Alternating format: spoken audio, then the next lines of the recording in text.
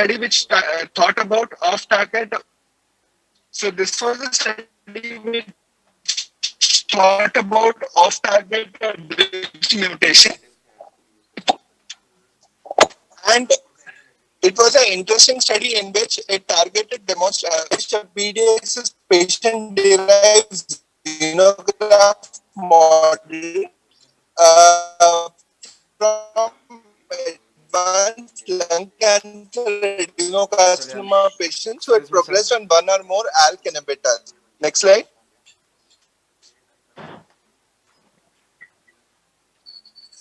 So, in the methods, it was a whole genome sequencing, whole exome sequencing was performed to identify resistance mechanism to ALK inhibitors and PDX generated from biopsies at the time of relapse, who was on alectinib for 1 year and then relapsed.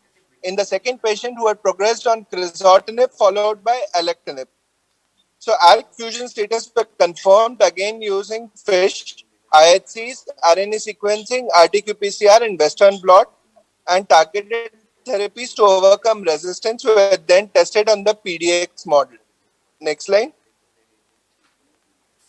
So 3 PDX models were successfully established from biopsies of the 2 patients who had progressed on crizotinib and or alectinib.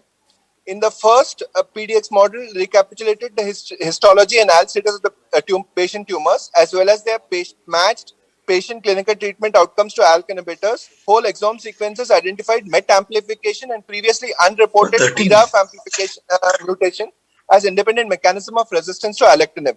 So PDX treatment of inhibitors specific for these targets combined with ALK inhibitors can overcome resistance. So basically in the first sample who had progressed only on alectinib, they found a MET amplification.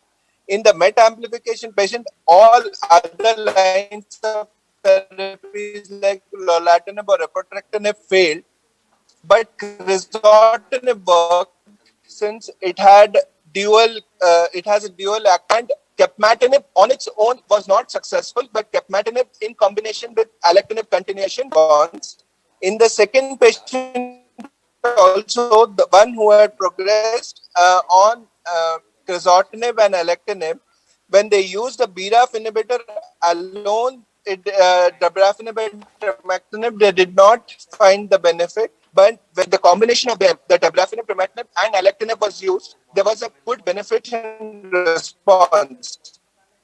So to conclude, bypass signaling pathways through c-MET and BRAF are independent mechanisms of resistance to alectinib, and individualized interventions against these resistance pathway could be viable therapeutic options in alectinib refractory lung adenocarcinomas.